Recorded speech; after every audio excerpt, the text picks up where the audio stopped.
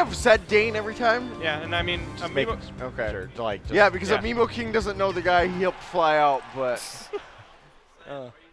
But anyways, we got DaneReich going up against Bread here. Definitely going to be a battle of the blades. Yep. Is it really a battle of the blades, or like You're the right. bombs, boomerangs, and arrows versus the blade? And I mean, in the lance. Yeah, that is true. So that lance does give Corrin the triangle advantage here. This is the medieval kitchen sink matchup. Yep. We got bombs, blades, and swords versus lances, chain blades, and dragon wings. All right, enough. We'll get into this match, get some serious commentary popping. Yeah, but and these pins from Bread putting in that work. yeah, the nice thing about having that lance is you can easily reach past a lot of the walling that DaneReich Oh, can do. the unfortunate miscue from DaneReich. Yeah, I think he thought he had bomb in hand. Yeah, but even with that bomb in hand, that's a 6-second fuse. You got to have that thing on way in advance. Yeah, that's a long guy. Yep, but right now, these Nair's doing a good job of getting DaneReich off her. And Brad up by a decent margin and getting that tipper forward smash to work out.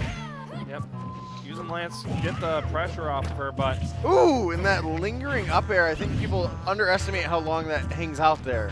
Yeah, I feel like it lasts about 2 air dodges worth, to be honest. At least that's what it feels like when That's you're kind of above what it feels like. But that big chomp actually landing, holy cow. Woo. Reaching out pretty farther, trying to get the finishing blow on DaneReich here, but DaneReich avoiding all these situations being created by Bread. Oh, bomb just saving him there from that setup opportunity. And Dane actually getting the trump right there. Oh, not able to reach past those wings, unfortunately, so Bread getting another chance at life here. I like that grab punish as well. Like she was in that the pin, and like she just recognized the grab didn't reach. Yeah, Dane's just running after her there. It's like, you know what? You can't outrun me. I'm as fast as you.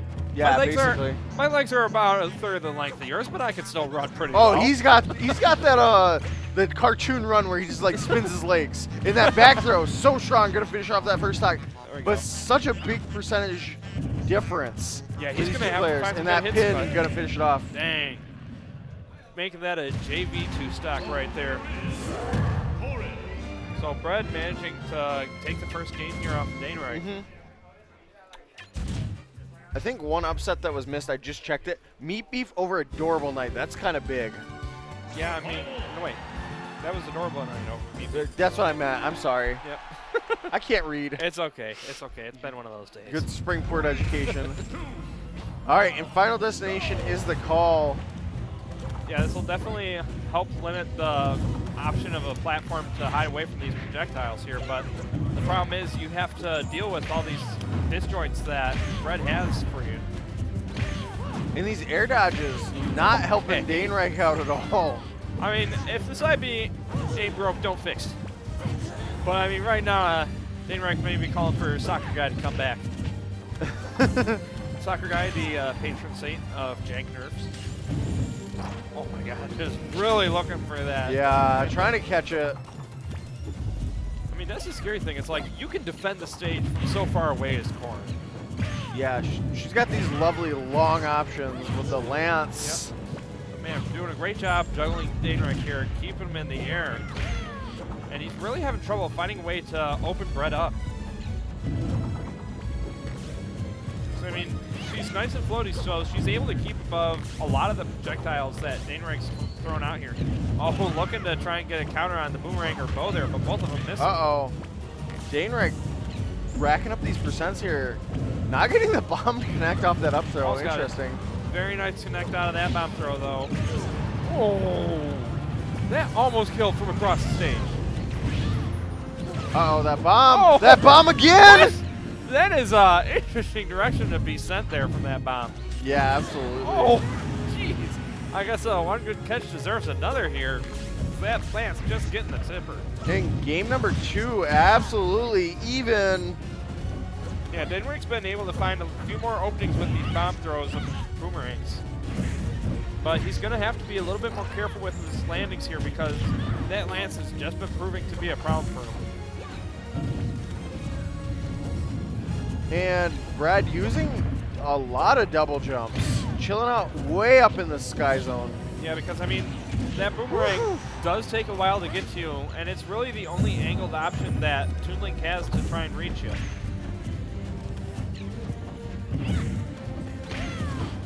And using that kick away pretty well. Toon Link is he's a fast boy. Yep. So he might be able to catch up. One thing I do like is that Red recognizes the distance so that she can easily apply the pressure safely. Because she's just getting to that distance and just reading it. The counter not quite catching out Dane. Oh, trying to get the spike there on the down air, but not timing it quite right. Those wings giving Red a little bit of extra life here. I think that was really smart to help Dane get a bomb in hand. He tossed it off the Corrin shield and he recaught it. Yeah, that's definitely something you have to be aware of if your opponent's shielding the bomb, because it can bounce off, it can give you an extra chance to get it. But on the flip side, though, if your opponent reacts quick enough, they can steal it from you. So if they know how to use bombs well, you got to be careful of that situation. And that tipper pin is going to do it. Man. It's like every time that Red starts to get close and she sees that boomerang coming out, she has plenty of time to get up there and get that side B out. Yeah, it's just a little too laggy, it seems, and Brett is punishing in an absolute optimal way. Yeah, I mean, it's definitely seeming like a lot of trouble for DaneReich to get in there and get the hits that he needs, because all of these disjoints from Corrin are just outranging him outright. Brett is using a lot of double jumps and then landing with an aerial. It seems to be mixing DaneReich up. Yeah, I feel like a big part of that is he can't really challenge Corrin in the air because his sword is not long enough to beat out those swords. I agree. I can see absolutely why that would be a logical conclusion. So that's definitely put the onus on DaneReich to find some sort of opening on the ground here, but with the way Brett is playing right now, finding another tipper is definitely proving to be a challenge for him. I like how Brett has integrated that counter into like counteracting a lot of these projectiles. We've seen it in multiple sets.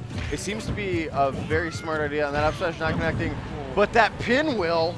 Man, I mean, that's just been hitting so much, and it's one of those moves that you're forced to respect because there's not really much you can do.